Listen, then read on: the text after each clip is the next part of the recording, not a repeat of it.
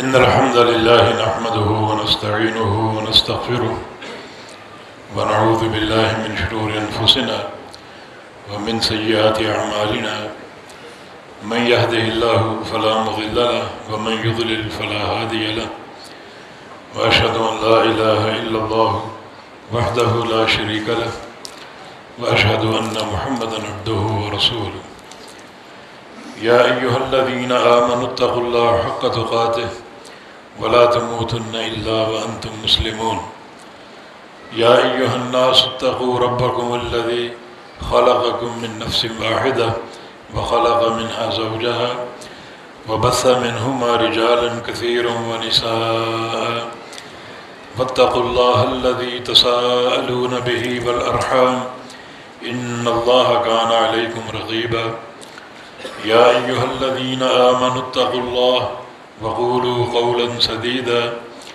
يصلح لكم أعمالكم ويغفر لكم ذنوبكم ومن يطع الله ورسوله فقد فاز فوزا عظيما اللهم صل على محمد وعلى آل محمد كما صليت على إبراهيم وعلى آل إبراهيم إنك حميد مجيد اللهم بارك على محمد وعلى آل محمد كما باركت على إبراهيم وعلى آل إبراهيم إنك حميد مجيد سبحانك لا علم لنا إلا ما علمتنا إنك أنت العليم الحكيم رب اشرح لي صدري ويسر لي أمري واحلل عقدة من لساني يفقه قولي لقد قال الله سبحانه وتعالى بعد أعوذ بالله من الشيطان الرجيم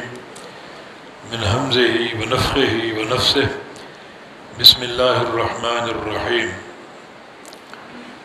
رضي الله عنهم ورضوا عنه ذلك لمن خشي ربه.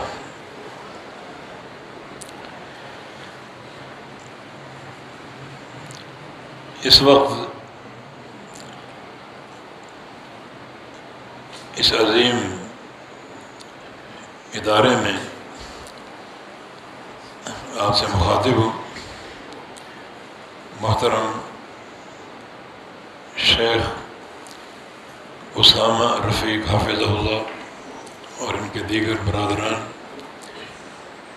اور دارالحدیث کے اساتذہ کرام اور انجمن اہل حدیث کے جملہ ارکان اور تمام سامعین حضرات کو وہ اسلامی تحفہ السلام علیکم ورحمۃ اللہ وبرکاتہ پیش کرتا ہوں.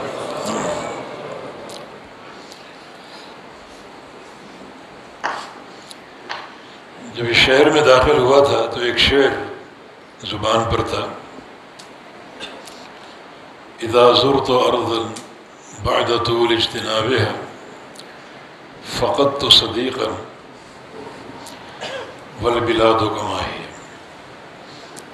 ایک عرصے بعد جب دوست کے شہر میں آیا تو شہر تو جوں کا توں آباد تھا، صرف دوست ہی نہیں تھا، وہ نظر نہیں آیا. یہ اللہ تعالیٰ کی تقدیر کے فیصلے ہیں جنہیں برضا اور رغبت ہمیں قبول کرنا چاہیے. اللہ تعالیٰ جماعت کو اور شیخ کے تمام متعلقین اور متوسلین کو حوصلہ دے اور صبر دے اور اس صدمے سے صحیح طریقے سے عہدہ برا ہونے کی توفیق دے اور ہمیں سنبھلنے کا موقع دے. ایسا موقع کہ کوشش کریں کہ ہم اپنے شیخ کے جانشین بنیں اور ان کے جانشین تیار کریں. میں آپ کو بتاؤں کہ 28 ستمبر کو ہم نے اس کالی مٹی کے سپرد ایک 14ویں کا چاند کیا تھا. 14ویں کا چاند ہم نے کالی مٹی میں دفن کیا تھا. 14ویں کا چاند میں نے کیسے کہہ دیا؟ یہ نبی علیہ السلام کی حدیث ہے. آپ کا ارشاد گرامی ہے کہ فضل العالم علی العابد کا فضل القمر لیلۃ البدر علی سائر الکواکب. ایک عالم کی فضیلت ایک عابد پر، ایک طرف ایک عالم ہو جو اپنی مسند پر بیٹھ کر طلبہ کو علم دے رہا، دوسری طرف ایک عابد ہو جو دن کو روزے رکھتا ہے اور رات کو قیام کرتا ہے، ذکر و اذکار میں مشغول رہتا ہے. تو ایک عالم کی ایک عابد پر کیا فضیلت ہے، کتنا فرق ہے، جتنا 14ویں کے چاند کی فضیلت باقی ستاروں پر. دنیا کے سارے ستارے جمع ہو جائیں تو 14ویں کا چاند نہیں بن سکتا. تو یہ فرق ہے ایک عالم اور ایک عابد کا، کہ عالم کو نبی علیہ السلام نے 14ویں کا چاند قرار دیا ہے. وہ یا دنیا کے عبادت گزار ہوں، تہجد گزار ہوں، روزے رکھنے والے ہوں، شب بیدار ہوں، نوافل کا اہتمام کرنے والے ہوں، وہ سارے موجود ہوں اور ان کے بیچ ایک عالم بیٹھا ہو، تو سمجھیں کہ ستاروں کے جھرمٹ میں 14ویں کا چاند پڑا ہوا. تو یہ ایک 14ویں کا چاند ہم نے قبر کے سپرد کیا، قبر کے حوالے کیا. حقیقت یہ ہے کہ ایک عالم کی موت جو ہے یہ پیچھے رہ جانے والوں کے لیے بعض اوقات بربادی کا پیغام بن جاتی. ایک بہت بڑے محدث سعید ابن جبیر رحمہ اللہ، عبداللہ بن عباس کے شاگرد تھے. ان سے کسی نے پوچھا کہ ما علامت ہلاک الناس، کہ قومیں برباد کب ہوتی. بہت سے سلسلے ہیں، کبھی زلزلہ آتا ہے، کبھی طوفان آتے ہیں، کبھی سیلاب آتے ہیں، کبھی طاعون کا مرض پھیلتا ہے. آج کل کرونا وائرس پھیلا ہوا ہے اور لوگ تیزی سے ہلاک ہو رہے ہیں. تو سائل نے پوچھا قومیں ہلاک کب ہوتی ہیں؟ تو جواب دیا کہ اذا مات عالمہم، جب ان کا عالم فوت ہو جائے. یہ قوموں کی بربادی.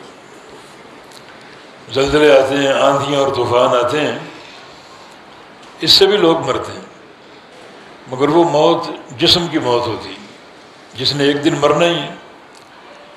لیکن اگر ایک عالم چلا جائے تو یہ ایک روحانی موت جس سے قومیں سمجھ نہیں پاتی. محمد بن سیرین اسی طرح علماء تابعین میں سے ہیں. ان کا ایک قول ہے اذا مات عالم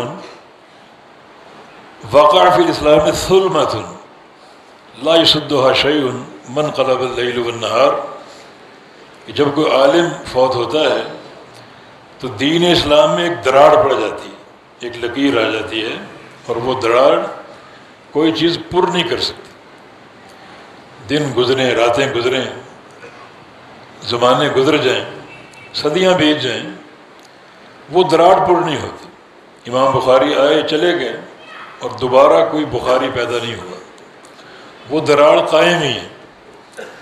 تو یہ ایک عالم کا لوگوں سے تعلق ہوتا ہے، اپنے متعلقین سے اس کا ایک رابطہ اور واسطہ ہوتا ہے. علامہ ابن قیم فرماتے ہیں کہ ایک ہوتا ہے روحانی معالج، روحانی ڈاکٹر، اور ایک ہے جسمانی ڈاکٹر جو جسم کا علاج کرتا ہے. اور اس قوم کو، اس امت کو جسم کے ڈاکٹر سے زیادہ روحانی معالج کی ضرورت ہے، علماء کی ضرورت ہے. بلکہ ان کا ایک قول ہے جس بستی میں عالم نہ ہو اس بستی کے رہنے والوں پر ہجرت کرنا فرض ہو جاتا ہے، کہ ایسے مقام پر چلے جاؤ جہاں علماء موجود ہوں اور ان کی صحبت آپ کو میسر ہو. سفیان بن عیینہ رحمہ اللہ فرمایا کرتے تھے کہ لو کان الفقیہ علی رأس جبل لکان هو الجماع، ایک عالم دین اگر پہاڑ کی چوٹی پر بیٹھا ہو، اس کے ڈیرے پہاڑ کی چوٹی پر ہوں، تو پھر بھی وہ آپ کا مرجع ہے. روزانہ جاؤ اس کے پاس. یہ ٹھیک ہے پہاڑ پہ چڑھنا بھی مشکل ہے اور پہاڑ سے اترنا بھی مشکل ہے، لیکن اپنے دین کی خاطر، اپنے ایمان کی خاطر یہ تکلیف اور یہ مشکل برداشت کرو، اس کے پاس جاؤ اور جا کر اس کی صحبت میں بیٹھو، ضرور ملو اس سے۔ تو علماء کا مقام بہت اونچا مقام ہے۔ بات یہاں سے شروع ہوئی تھی کہ ہم نے 28 ستمبر کو 14ویں کے چاند کو زمین کے سپرد کیا۔ اب یہ آگے جو معاملہ ہے 14ویں کا چاند، یہ میرے لیے اور آپ سب کے لیے ایک نصیحت ہے۔ اس حدیث میں رسول اللہ صلی اللہ علیہ وسلم نے کیا پیغام دیا؟ جو علماء کو 14ویں کا چاند کیوں کہا؟ کیا وجہ ہے؟ اس سے ایک عالم ربانی، اس کے مقام کا تعین ہوتا ہے کہ حقیقی عالم ربانی کون ہے۔ علم کے دعوے کرنے والے بہت ہیں، مفتیان بہت ہیں، لیکن شریعت ایک عالم ربانی کس کو مانتی، کسے 14ویں کا چاند قرار دیتی؟ اس حدیث میں ایک زبردست اشارہ ہے۔ دیکھیں، چاند کا نور اپنا ذاتی نور نہیں ہے۔ چاند اپنا نور، اپنی روشنی سورج سے لیتا ہے، یہ بات تو معلوم ہے، سورج سے لیتا ہے۔ اسی لیے اگر کبھی چاند اور سورج کے درمیان زمین آ جائے تو چاند گرہن ہو جاتا ہے، اس کا نور چھن جاتا ہے اور چاند گرہن ہو جاتا ہے، کیونکہ چاند کا نور سورج سے ماخوذ ہے، اور زمین بیچ میں حائل ہو گئی تو نور اس تک پہنچے گا نہیں، تو پھر وہ اندھیرے اور جو بھی صورتحال بنتی آپ جانتے ہیں۔ تو ایک عالم کو چاند کیوں کہا گیا؟ دین اسلام میں بھی ایک سراج ہے، اور وہ محمد الرسول اللہ صلی اللہ علیہ وسلم۔ اللہ تعالیٰ کا فرمان ہے انا ارسلناک شاہدا ومبشرا ونذیرا وداعیا الی اللہ باذنہ وسراجا منیرا۔ یعنی محمد مصطفیٰ علیہ السلام سراج منیر ہیں، ان کو سراج کہا گیا، اور علماء کو چاند کہا گیا۔ تو حقیقی عالم وہ ہے جس کے علم کی اساس ماخوذ ہو سراج منیر سے، جس کا نور کہاں سے آیا ہو، وہ نور اس کو کہاں سے ملا ہو؟ سراج سے۔ اور سراج کون ہے؟ محمد مصطفیٰ علیہ السلام۔ مانو وہ عالم نہیں ہے، نہ اس کو ہم چاند کہیں گے جس کا علم ذاتی رائے پر ہو، آراء الرجال پر ہو، مذاہب پر ہو، جس کے علم کی بنیاد تقلید شخصی ہو، وہ ائمہ کا پیروکار ہو، آراء کا پیروکار ہو، قیاسوں کا پیروکار ہو، وہ عالم نہیں ہے۔ بس عالم وہی ہے، اور اسی کو چاند کہا جائے گا جس کا نور اور جس کا علم ماخوذ ہو سراج منیر سے، جو کہ محمد مصطفیٰ علیہ السلام۔ تو نصیحت ہمارے لیے یہ ہے کہ ہم بھی جو ہمارا علم سے تعلق ہے اسی طرح بننے کی کوشش کریں، اور اپنے شاگردوں کو، اپنے طلباء کو اسی جو ہے وہ نہج پر آگے بڑھائیں، ان کو تربیت دیں، ان تک علم و عمل منتقل کریں کہ ان کے علم کی اساس خالصتاً کتاب و سنت ہو، وحی کا علم ہو، وہ محمد مصطفیٰ علیہ السلام سے اپنا نور جو ہے وہ کشید کرتے ہوں، حاصل کرتے ہوں، اور ان کے علم کی اساس ذاتی رائے نہ ہو، ذاتی فتاویٰ نہ ہو، بلکہ اللہ کے پیارے پیغمبر کہ علم کے وہ وارث ہیں۔ اسی لیے نبی علیہ السلام کی حدیث العلماء ورثۃ الانبیاء، علماء کا مقام کوئی چھوٹا نہیں، یہ انبیاء کے وارث ہیں، اور یہ سلسلہ یعنی علماء کی وراثت کا، جو انبیاء کی وراثت ان کو حاصل ہوئی، یہ امت محمدیہ کا خاصہ ہے صلی اللہ علیہ وسلم۔ نبی علیہ السلام کی حدیث ہے کہ کانت بنو اسرائیل تسوسهم الانبیاء کلما ہلک نبی خلفہ نبی۔ جو سابقہ امتیں تھیں، بنی اسرائیل خاص طور پہ، ان کی سیاست انبیاء کے ہاتھ میں تھی۔ کوئی نبی فوت ہوتا تو اللہ دوسرا نبی کھڑا کر دیتا، وہ فوت ہوا تیسرا نبی. یک بعد دیگر انبیاء آتے تھے جنہوں نے قوموں کی سیاست کو سنبھالا، ان کو توحید سکھائی، دین سکھایا، اور وہ دین کے داعی بنے. انبیاء کا سلسلہ. لیکن انا خاتم النبیین لا نبی بعدی، میں آخری نبی ہوں، میرے بعد کوئی نبی نہیں آئے گا. تو اب یہ وراثت کہاں جائے گی؟ آپ تو خاتم النبیین ہیں. تو یہ سابقہ قوموں کی سیاست انبیاء کے ہاتھ میں تھی. جو مقام ان انبیاء کے وارثوں نے کیا ایک نبی ہونے کی حیثیت سے، وہ ڈیوٹی اور مقام اللہ تعالیٰ نے اس امت کے علماء کو دی. غور کریں کیا ان کا شرف اور کیا ان کا مقام. ایک نبی فوت ہوتا، دوسرا اس کا جانشین ہوتا. اب یہ جانشینی اس امت میں علماء کو دی گئی. یہ نبی آخر زمان فوت ہوئے تو ان کے جانشین علماء، العلماء ورثۃ الانبیاء، یہ انبیاء کے وارث. ان کا مقام بہت اونچا ہے، جو آپ کے تصورات سے بالا. اسی لیے پیغمبر علیہ السلام کی حدیث ہے کہ اللہ فرماتا ہے من عادى لي وليا فقد آذنته بالحرب. جو میرے کسی دوست کو تکلیف دے گا، اذیت دے گا، اس سے میرا اعلان جنگ، میرا اسے اعلان جنگ. امام شافعی رحمہ اللہ فرمایا کرتے تھے ان لم يكن الفقيه وليا فليس لله ولي. اگر ایک عالم دین اللہ کا ولی نہیں ہے تو دنیا میں کوئی اللہ کا ولی نہیں. اگر ایک عالم اللہ کا ولی نہیں جو لوگوں کو علم دیتا ہے، قرآن و حدیث سکھاتا ہے، اگر وہ اللہ کا ولی نہیں ہے تو دنیا میں کوئی اللہ کا ولی نہیں ہے. تو ان اللہ کے دوستوں کو، اللہ کے ولیوں کو، علماء کو جو اذیت دے گا، ان کی عداوت اپنے سینے میں رکھے گا، انہیں پریشان کرے گا، اس سے میرا اعلان جنگ ہے اللہ رب العزت کا. میرے علم کے مطابق دو قومیں ایسی ہیں جن سے اللہ کا اعلان جنگ ہے. ایک سود خور اور دوسرا علماء کو اذیت دینے والا. ان دونوں سے اللہ تعالیٰ کا اعلان جنگ ہے. اور اللہ جب اعلان جنگ کرتا ہے تو چھوڑے گا نہیں. قیامت قائم ہوگی، اللہ کہے گا اسلحہ اٹھا لو اور آؤ میرا مقابلہ کرو.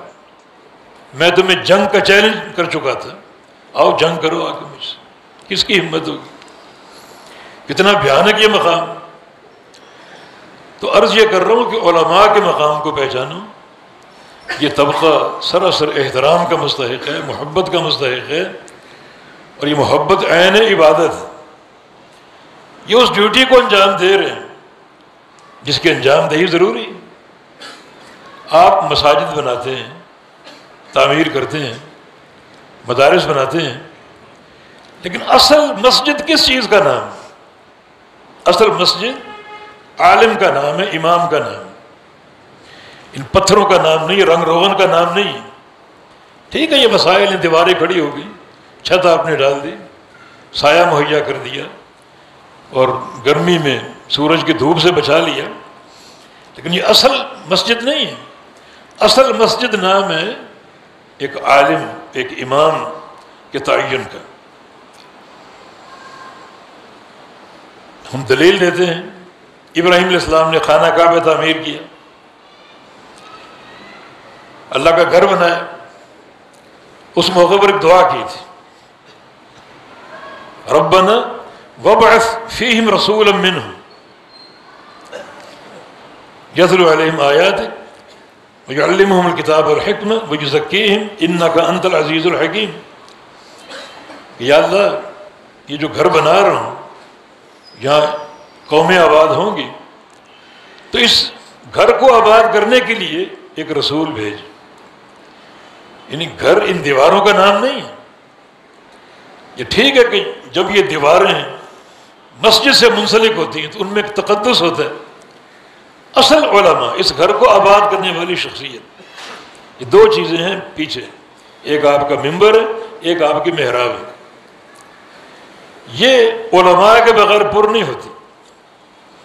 ممبر کا کیا معنی ہے؟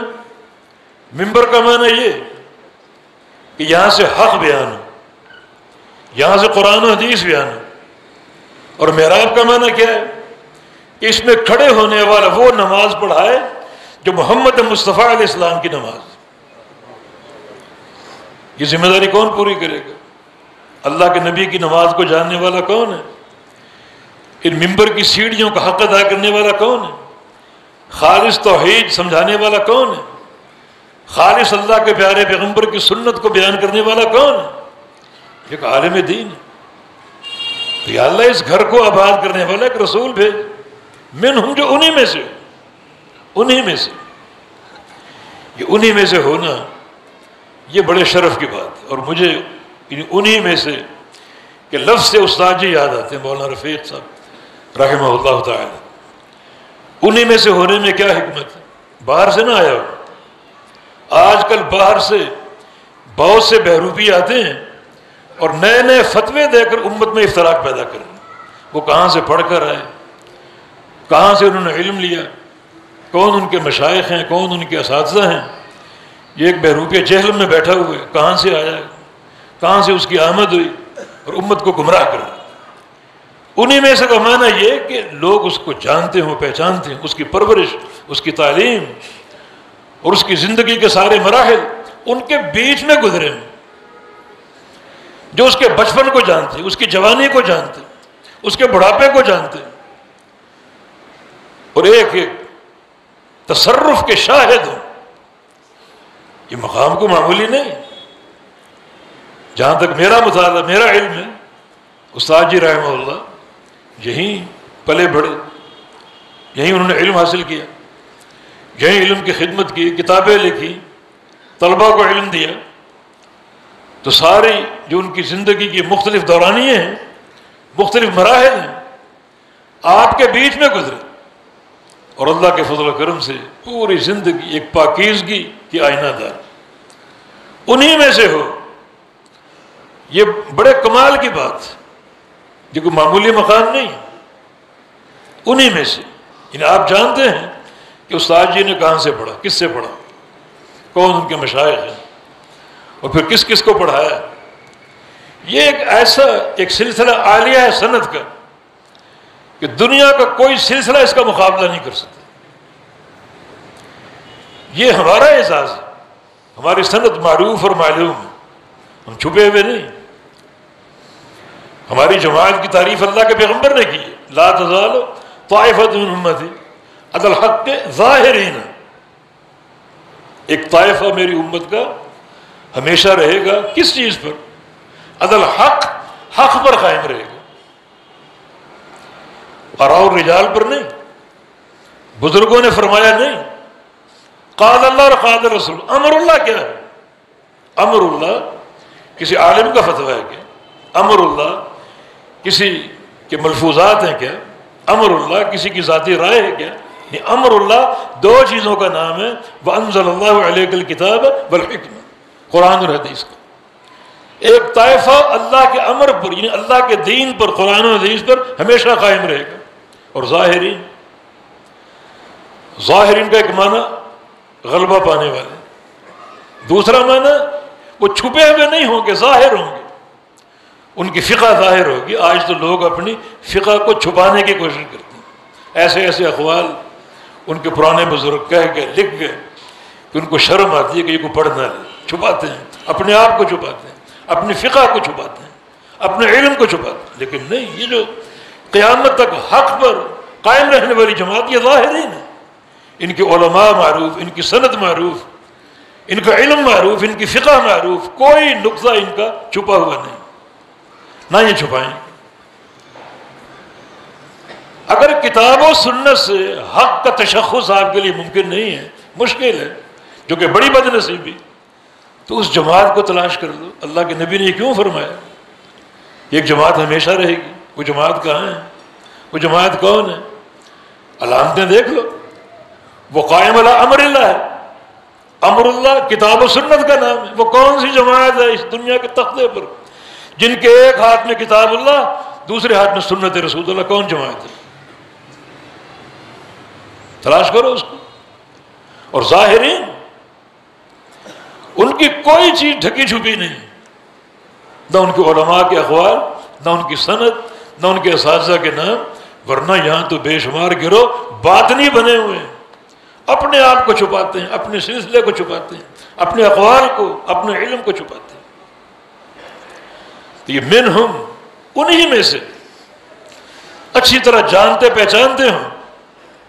یقیناً یہ جو قرآن کی آیت ہے پیارے پیغمبر پوری طرح چسپاں ہو رہی۔ نبی علیہ السلام مکہ میں پیدا ہوئے، مکہ میں بڑے، وہیں بچپن گزرا، وہیں جوانی گزری، وہیں مراہقت کا دور گزرا، وہیں نبوت سے سرفراز ہوئے، وہیں بڑھاپا آیا مکہ مدینہ، اور وہیں آپ فوت ہوئے اسی قوم کے درمیان۔ اور اللہ تعالیٰ نے آپ کی پوری حیات مبارک کی قسم کھائی اور مکہ والوں کو چیلنج کیا کہ میرے نبی نے 40 سال تمہارے بیچ میں گزارے، ان 40 سالوں میں دن بھی تھے، راتیں بھی تھیں، کسی ایک لمحے پر جو کمزور لمحہ ہو اس پر انگلی رکھ کے دکھاؤ، کسی ایک لمحے پر کوئی قابل اعتراض ہو انگلی رکھ کے دکھاؤ۔ تو منہم، انہی میں سے بھیج ایک رسول کو جو اس گھر کو آباد کرے، جس کا پیغام اس گھر کی بنیاد پر دنیا میں پہنچے۔ اور اللہ نے دعا قبول کی، محمد مصطفیٰ علیہ السلام کو بھیجا۔ ابراہیم علیہ السلام کی دعا میں 3 چیزیں تھیں، آپ کی حدیث ہے نا، انا دعوت ابی ابراہیم وبشریٰ عیسیٰ ورؤیا امی، میں اپنے باپ ابراہیم کی دعا ہوں، یہ دعا ہے۔ عیسیٰ علیہ السلام کی بشارت ہوں، یأتی من بعد نبی اسمہ احمد، عیسیٰ علیہ السلام کی بشارت ہے۔ اور اپنی ماں کی خواب، وہ خواب یہ ہے کہ اللہ کے نبی حمل اپنی ماں کے پیٹ میں تھے، فرماتے ہیں کہ میں سو رہی تھی، مجھ سے ایک نور نکلا، خرج منی نور اضاء لها مدائن الشام قصور الشام، مجھ سے ایک نور نکلا، اس نور سے شام کے محلات روشن ہوئے، شام کے محلات میں نے دیکھے جب اللہ کے نبی اپنی ماں کے پیٹ میں تھے۔ اس خواب کا آپ مصداق، مانا آپ کا خواب ملک شام تک پہنچا۔ زندگی کی آخری جو مہم تھی آپ کی، جنگ تبوک، یہ شام کے علاقے میں، اور خلفائے راشدین امیر عمر بن خطاب رضی اللہ عنہ کے دور میں شام فتح ہو گیا۔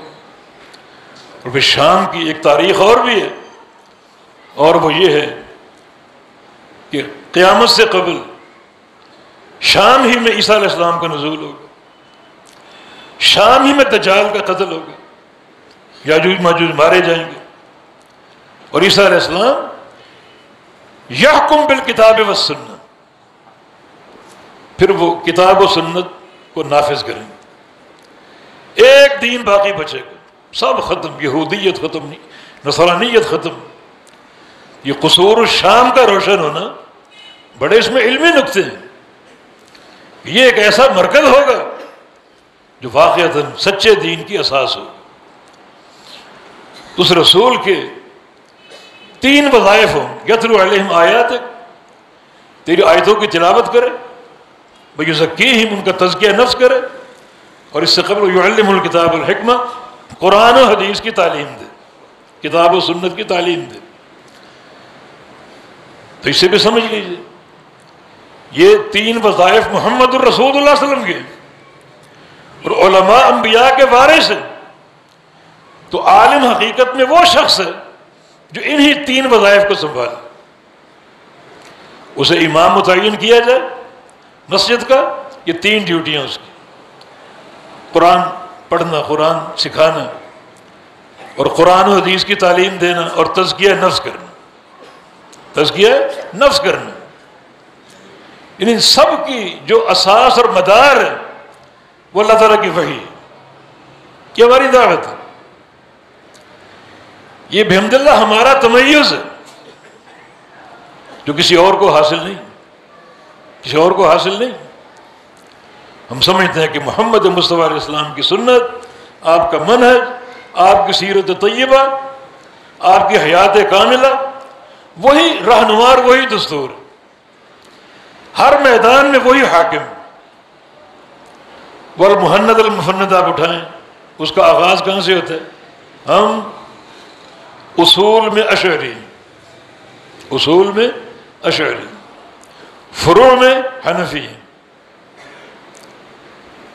اور تصوف میں سہروردی، نقشبندی، چشتی اور قادری۔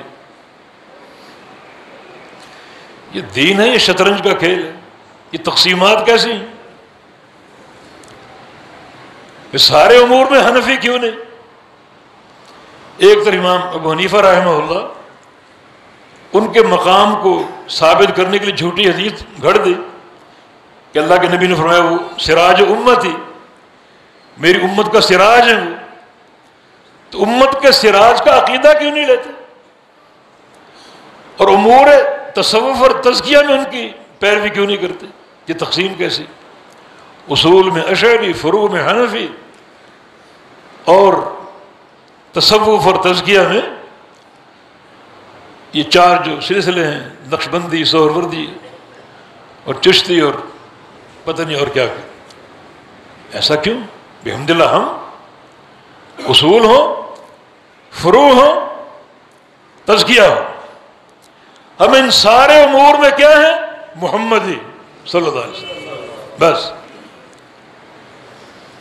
یہ مشن سونپا گیا، اور یہ ایک عالم ربانی کا منہج ہے۔ اس مشن کو آگے بڑھایا جائے تو بات تھوڑی سی پھیل گئی۔ میں آخر میں یہ نصیحت کروں گا اپنے اساتذہ کو، اپنے آپ کو اور اپنے طلباء کو، کہ استاد جی کی جو مفارقت ہے یقیناً ایک صدمے کی بات ہے، بڑا داغ ہے، بہت بڑا المیہ ہے، مگر ہم وہ قوم ہیں جو فوت شدگان کو روتے نہیں۔ اللہ تعالیٰ کی تقدیر ہے، اللہ کی تقدیر نافذ ہو گئی، اللہ کا فیصلہ حق ہے، اس کو پوری رضا کے ساتھ قبول کرنا چاہیے، اور پھر آگے دیکھیں آگے ہم نے کیا کرنا۔ ادارے کی انتظامیہ موجود ہے، ادارے کے اساتذہ موجود ہیں، ادارے کے طلباء موجود ہیں۔ ایک طالب علم اپنے طور پہ اپنے دل میں عزم کر لے کہ میں رفیق اثر ہی بنوں گا، کہ اللہ کے لیے مشکل ہے، مشکل ہے، عزم تو کرو۔ یہ پیاری صحبتیں جو ہے نا، یعنی اساتذہ اور طلباء کا ساتھ بیٹھنا بڑی بابرکت ہوتی۔ امام بخاری رحمہ اللہ اپنے شیخ امام اسحاق بن راہوے کی مجلس میں تھے، انہوں نے ایک جملہ کہا، لو صنفتم فی الحدیث الصحیح، کاش تم میں کوئی طالب علم کھڑا ہو جو ایک کتاب لکھے جس میں صرف صحیح حدیثیں ہوں۔ اس سے قبل کتب تھیں مگر وہ مخلوط تھیں، مسند احمد تھی یا ابو داؤد طیالسی تھی، وہ مخلوط تھیں، صحیح بھی تھیں، ضعیف بھی تھیں۔ کاش کوئی ایسا تم میں طالب علم کھڑا ہو جو ایک کتاب لکھے جو صحیح احادیث اور مشتمل ہے۔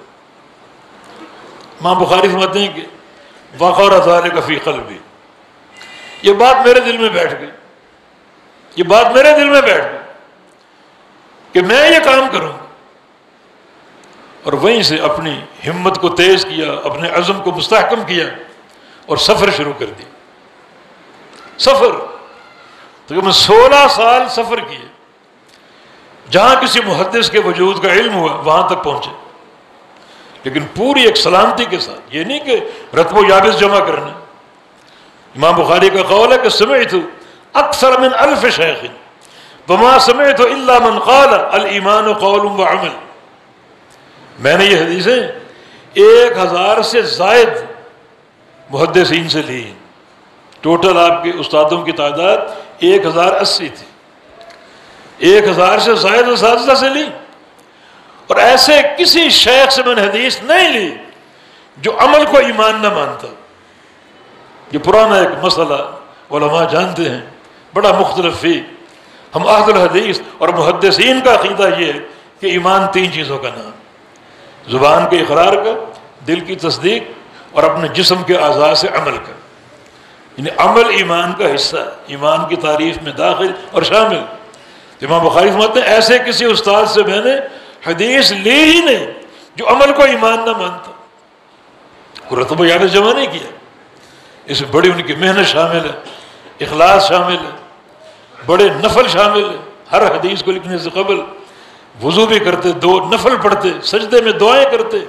دعا یہ ہوتی ہے کہ یا اللہ، میں نے جو ایک بشری تحقیق ہے اس کے مطابق اس حدیث کی صحت کو پہچان لیا، یہ حدیث صحیح ہے، اس بشری تحقیق کے مطابق سند کے راوی ثقہ ہیں، عادل ہیں، ضابط ہیں، سلسلہ سند متصل ہے، کوئی علت نہیں ہے، کوئی شذوذ نہیں ہے، جو ایک بشری ایک قوت اور ایک تحقیق کی طاقت ہے اس کے مطابق یہ حدیث صحیح ہے۔ لیکن تیرے علم میں سب کچھ، اگر یہ حدیث کی ناحیت سے کمزور ہے تو میرے قلم کو توڑ دے، لکھنے کی ہمت نہ دینا۔ اس طرح دعائیں مانگ مانگ کر یہ کتاب جو ہے، اس میں امام بخاری کے ہزاروں سجدے شامل، وہ کام کیا، دل میں ایک عزم کیا تھا نا، اس عزم کو عملی جامہ پہنایا اور کتاب تیار ہوگی۔ ایسی کتاب تیار ہوئی، ایسا کام کر کے جو اس سے قبل کسی نے نہیں کیا، ان کے دور میں کسی نے نہیں کیا، آج تک کوئی نہیں کر سکا اور قیامت تک کوئی نہیں کر سکے گا۔ تو عزم کی بات ہے نا، ایک انسان عزم کر لے تو اللہ کی توفیق ارزاں ہوتی۔ آج ہم نے اگر اپنے شیخ کو کھو دیا تو شیخ بننے کی کوشش کریں، محنت کریں، ایسا کیوں نہیں ممکن؟ وہ ان کا جو مقام وہ پر نہیں ہو سکتا، اس کے قریب قریب تو جا سکتے ہیں نا۔ جو ایک اجالا، جو ایک نور امت تک منتقل ہو رہا تھا، اس میں کچھ حصہ تو ڈال سکتے ہیں۔ بات عزم کی، طلبہ اپنے طور پہ عزم کریں، میں مستقبل کا سلطان محمود بنوں گا، بدی الدین راشدی بنوں گا، رفیق اثری بنوں گا، داؤد غزنوی بنوں گا، محمد گوندلوی بنوں گا، اسماعیل سلفی بنوں گا۔ ان کی تاریخ دیکھیں، ان کی جو سیرت، اس کا مطالعہ کریں اور اس راہ پر چلنے کے لیے اس مشن کو سمجھیں اور اس راہ پر چل پڑیں۔ اللہ کی توفیق حاصل ہوگی، ضرور توفیق ارزاں ہوگی۔ طلبہ محنت کریں اور اساتذہ اپنے طلبہ کی صلاحیتوں کو جانچیں اور پرکھیں، ان صلاحیتوں کے مطابق انہیں بنانے کی کوشش کریں۔ ہر ایک کی صلاحیت یکساں نہیں ہوتی، کسی کی صلاحیت کچھ ہے، کسی کی صلاحیت کچھ ہے، اور صلاحیتوں کو پرکھنا یہ اللہ کے پیغمبر کی سنت۔ نبی علیہ السلام کی حدیث ہے کہ ارحم امتی لامتی ابو بکر، ابو بکر صدیق جو ہے نا، میری امت میں ارحم، سب سے بڑے رحم دل، ان کا دل رقت کا آئینہ دار، رقت کا، خشیت سے بھرا ہوا۔ یہ اللہ کے نبی نے پرکھا ان کو اور یہ بات فرمائی۔ اور یہ رقت قلبی جو ہے اور یہ رحمت قلبی، یہ نجات کا سب سے بڑا راستہ۔ یہ بات ابو بکر صدیق کے بارے میں کی، عثمان اور امیر المومنین عمر کے بارے میں کیا گئی؟ میں اشدہم لامتی، اشدہم عمر، کہ میری اس امت میں سب سے سخت دشمن کے مقابلے میں، کفار کے مقابلے میں، اشدہم لدین اللہ، اللہ کے دین کے لیے سب سے سخت عمر ابن خطاب تھے۔ یعنی صلاحیت آپ جانتے تھے۔ اصدقم حیاء عثمان، سب سے سچی حیا عثمان کے اندر، عثمان غنی میں سب سے سچی حیا۔ سچی حیا کیا ہوتی؟ سچی حیا وہ نہیں ہے جو باپ سے ہو، وہ حیا کی آخری درجے۔ سچی حیا وہ نہیں ہے جو انتظامیہ سے ہو یا صدر سے ہو یا ناظم سے ہو، استاد سے ہو۔ سچی حیا وہ نہیں جو کسی پولیس آفیسر سے ہو۔ سچی حیا وہ جو اللہ تعالیٰ سے ہو، جس کا معنی یہ کہ ہمیشہ یہ تصور رکھے کہ اللہ دیکھ رہا، اس رب کی حیا کرے۔ کوئی مقام ایسا نہیں ہے کہ کوئی آپ کو دیکھنے والا نہ ہو، کوئی مقام ایسا نہیں۔ وہ کسی قافلے میں رات کو انہوں نے پڑاؤ ڈالا اور وہ قافلے کے ایک لڑکے نے ایک لڑکی کو تنگ کرنا شروع کیا اور اس سے دوستی بھی کر لی اور اس سے اظہار بھی کیا کہ رات ہم کہیں چل کر ملیں بلکہ لڑکی کا اصرار تھا. رات ہم چل کر کہیں ملیں. لڑکے نے کہا کہ نظر پڑ جائے گی، ہمیں دیکھ لیا جائے گا. نے کہا نہیں، ایسے یہاں سے دور چلتے ہیں، جنگل ہے، وہاں کون دیکھنے والا، چلو وہاں چلتے ہیں. وہاں چلے گئے. یہاں تو کوئی نہیں دیکھ رہا. کہا کہ یہ اللہ نہیں دیکھ رہا، اللہ نہیں دیکھ رہا. اس سے وہ تھر تھر کانپ اٹھے اور اس معصیت سے بعد آ گئے. اور یہ سچی حیا، سچی حیا، اللہ تعالیٰ کی حیا. گناہ کا تصور آئے، گناہ کی دعوت آئے، اللہ دیکھ رہے. ہم گناہ نہیں کرتے کہ باپ دیکھ رہے، استاد دیکھ رہے، بھائی دیکھ رہے، پولیس دیکھ رہی، گناہ سے بعد آ جاتے. یہ سچی حیا نہیں، یہ سچا خوف نہیں ہے. سچا خوف اللہ کا خوف ہے، سچی حیا اللہ کی حیا. باپ دیکھ رہا ہو، گناہ نہیں کرتے. باپ نظروں سے ہٹ گیا، گناہ شروع کر دی. اللہ تو دیکھ رہے. ابن قیم کی یہاں تعبیر بڑی خوفناک کہ یا من جعلت اللہ احوج الناظرین الیک.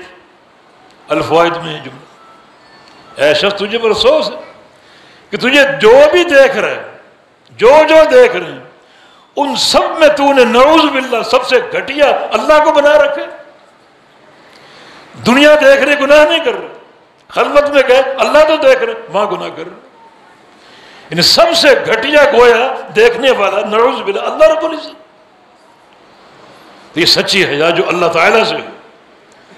تو اللہ کے نبی صلی اللہ علیہ وسلم اپنے اصحاب کا تمیز پہچانتے تھے. اقرأ ابی بن کعب، ان قرآن کا سب سے بڑا قاری، خوبصورت قاری ابی بن کعب. اقرأہم علی، سب سے صحیح برمحل فیصلے کرنے والے علی ہیں. یا آپ کے فرامین ابو ہریرہ کے بارے میں کیا فرمایا؟ لما رأیت من حرصک علی الحدیث، میری حدیث کی سچی حرص، سچا تعلق ابو ہریرہ کے پاس. ابو ہریرہ فرماتے ہیں کہ نبی علیہ السلام نے مجھے ایک وصیت کی تھی، 3 وصیتیں، ان میں سے ایک یہ تھی کہ وطر پڑھ کے سویا کرنا. وطر پڑھ کے سویا کرنا تاکہ وطر ضائع نہ ہو جائے. حالانکہ افضل وقت تیسرے پہر، رات کا آخری پہر کے وقت اللہ تعالیٰ آسمان دنیا پہ نزول فرماتا. ابو ہریرہ سے خاص طور پہ کہا کہ تم وطر پڑھ کے سونا. آپ کو معلوم تھا یہ حدیث کا طالب علم، حدیث کا مذاکرہ کرے گا، حدیثوں کو یاد کرے گا تاکہ بھول نہ جائیں، اور مذاکرے میں رات دیر گئے تک جاگنا پڑے گا. وطر کی نماز فوت ہو سکتی ہے. ابو ہریرہ تم وطر پڑھ کے سویا کرو تاکہ وطر ضائع نہ ہو جائے. تو اپنے صحاب کی صلاحیتیں اللہ کے نبی جانتے تھے، انہیں پرکھتے تھے. ابو عبیدہ بن جراح کے بارے میں فرمایا یہ امت کا امین ہے، اس سے بڑا امین کوئی نہیں. اس نے امانت کا حق ادا کر دیا، اس سے بڑا امین کوئی نہیں. یہ صلاحیتیں آپ جانتے تھے. تھوڑی سی ایک بات اور ذرا دور کی ہے، یاد آ گئی. امیر عمر بن خطاب رضی اللہ عنہ ایک کمرے میں تشریف فرما تھے، اور سامنے 15-20 آپ کے دوست، کچھ صحابی، کچھ تابعین بیٹھے ہوئے تھے. امیر عمر نے کہا کہ تمنا کرو، تم کیا چاہتے ہو؟ سب نے اپنی اپنی تمنا کی. کسی نے کہا مجھے بڑا علم مل جائے، میں کتاب و سنت بیان کروں، فتوے دوں، فیصلے کروں. کسی نے کہا مجھے مال مل جائے، میں سخاوت کروں. کسی نے کہا مجھے اقتدار مل جائے، میں عدل قائم کروں. سب کی اپنی اپنی ایک تمنا تھی، اپنی اپنی ایک حرص تھی. جب سب کر چکے تو لوگوں نے کہا امیر المومنین آپ بھی تمنا کیجئے، آپ کی تمنا کیا ہے؟ تو کیا فرمایا؟ میری تمنا یہ ہے کہ اس کمرے میں جو ہم 15-20 لوگ ہیں، یہ سارے بن جائیں کیسے؟ جیسا ابو عبیدہ بن جراح ہے. ایسے 15-20 لوگ مجھے مل جائیں، پوری دنیا پر اسلام کا پرچم لہرا دوں. یہ تمیز اللہ کے نبی نے بیان کیا. ہر استاد اپنے شاگرد کو جانتا ہے.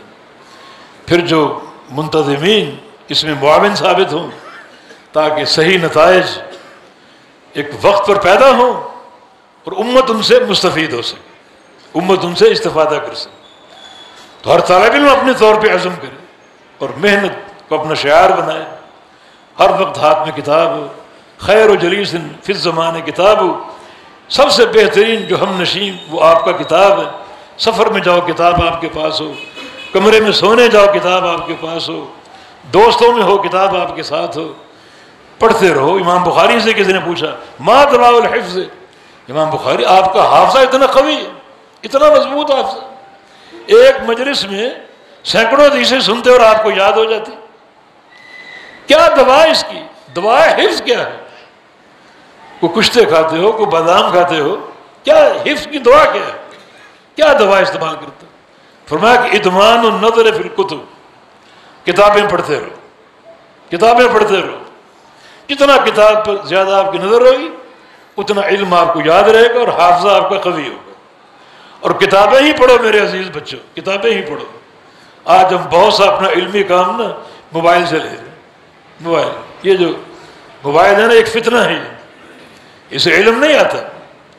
آپ کا کام وقتی طور پہ چل جاتا ہے، مگر ٹھوس علم آپ کو کتاب دے گی، ٹھوس علم کتاب دے گی.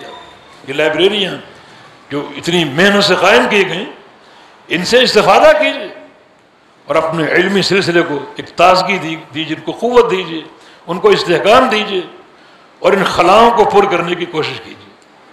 حقیقت یہ ہے کہ یہ ایک بہت بڑا سانحہ ہے، ایک بہت بڑا المیہ جس پر ہمیں صبر ہی کرنا ہے. اللہ تعالیٰ کے فیصلے ہیں، رب تعالیٰ کے فیصلے کو پوری رغبت اور رضا سے ہم نے قبول کرنا ہے.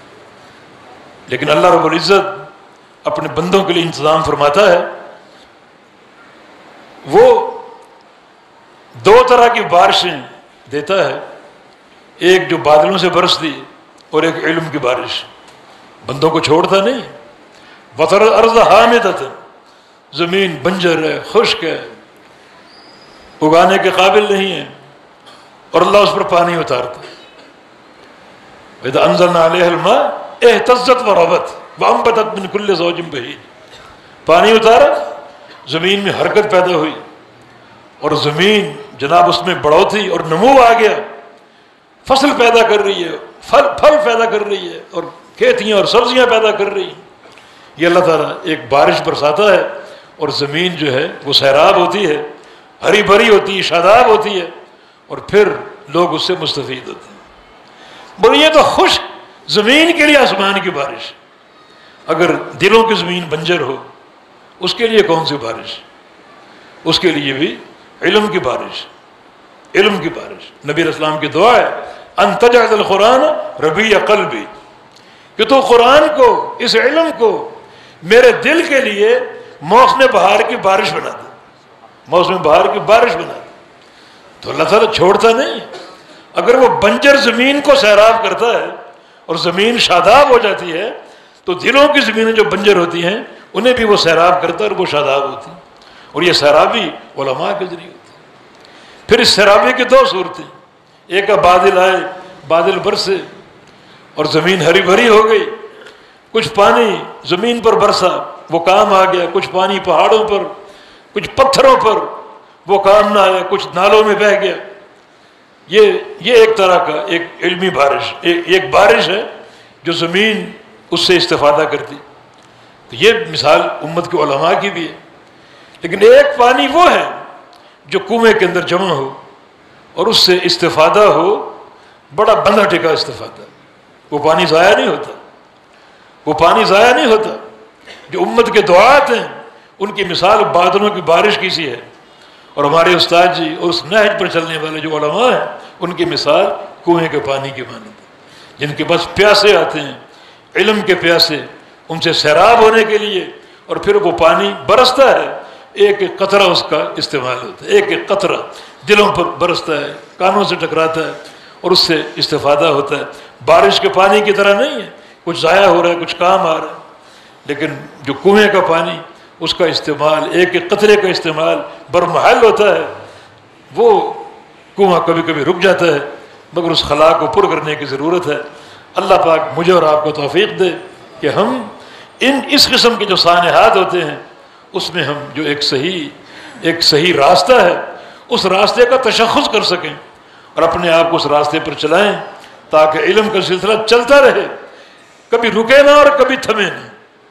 اور یہ مدارس، یہ اساتذہ کرام مدرسین، ان کو تحصیل کا درجہ حاصل، تحصیل کے جو واعظین ہیں، واعظ کر کے چلے گئے، آپ نے سن لیا، کچھ سمجھا کچھ نہیں سمجھے، کچھ فائدہ ہوا کچھ نہیں فائدہ ہوا، لیکن یہ جو علماء کرام مدرسین ہیں، مدرسین، جیسے ہمارے استاد جی کی ایک عمر، پوری عمر بلکہ اس ادارے میں گزری تدریس کرتے کرتے، کتنے سال انہوں نے صحیح بخاری پڑھائی اور یہ کتب درس نظامی پڑھائی تدریس کرتے کرتے.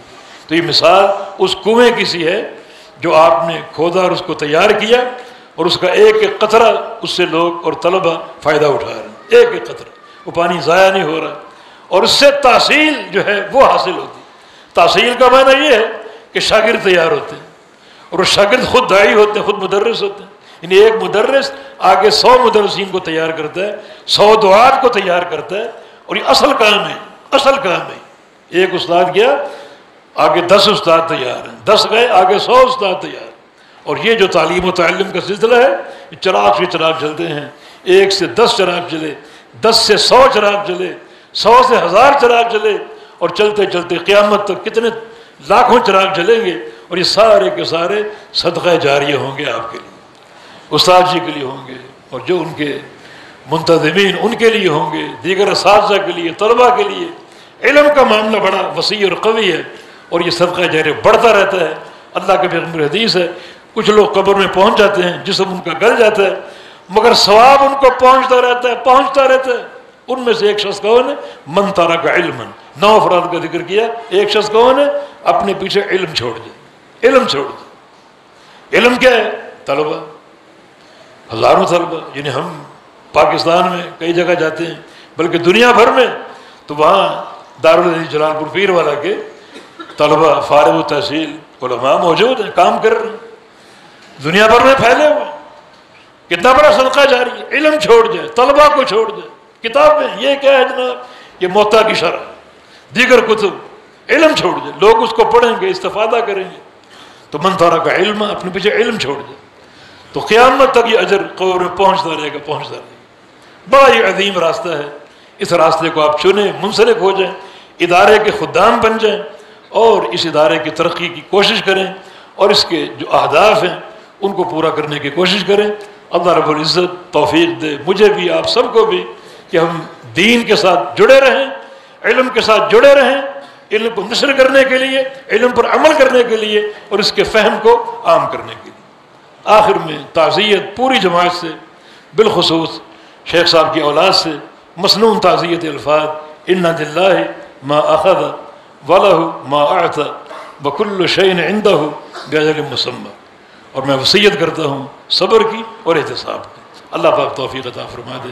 اقول قولی ھذا واستغفر اللہ لی ولکم وآخر دعوانا ان الحمد للہ رب العالمین.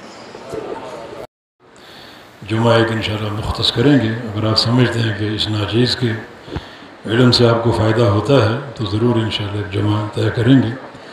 اللہ تعالیٰ توفیق عطا فرمائے. باقی ایک آپ کی کلاس بھی لینی ہے، اصلاح ہونی چاہیے نا. یہ جو القاب آپ دیتے ہیں، فلاں محدث ہے اور فلاں استاذ الاساتذہ اور فلاں، اس کا معنی آپ جانتے ہیں؟ وہ مجھے ایک مثل یاد آتی ہے: ان البغاث بأرضکم یستنصر. بغاث ایک کمزور سا پرندہ، بیکار سا ہوتا ہے، اور نصر یعنی باز، بڑا شکاری اور بڑا بہادر طاقتور، کہ تمہاری زمین میں بغاث پرندہ باز بن جاتا ہے. یا تو تم باز کو جانتے نہیں ہو اور ایک بغاث کو باز بنا دیتے ہو. اسی طرح آپ جانتے نہیں ہیں محدث کون ہوتا ہے، محدث العصر کون ہوتا ہے، اور شیخ الکل کون ہوتا ہے، اور اساتذہ کون ہوتا ہے. اور ان جیسے ناچیزوں کو آپ یہ القاب دیتے ہیں، ہمیں شرم آتی.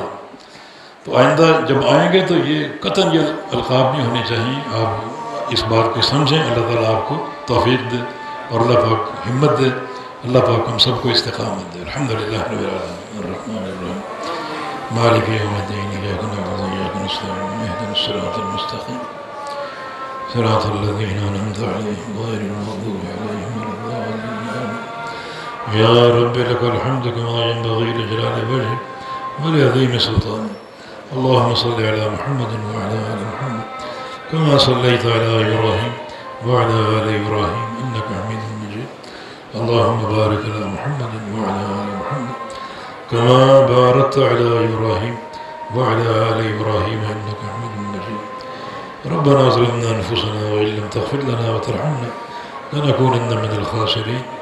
ربنا ظلمنا أنفسنا ظلما كثيرا ولا يغفر الذنوب إلا أنت فاغفر لنا مغفرة من عندك وارحمنا إنك أنت الغفور الرحيم. رب اغفر وارحم وأنت خير الراحمين. رب اغفر وارحم وأنت خير الراحمين.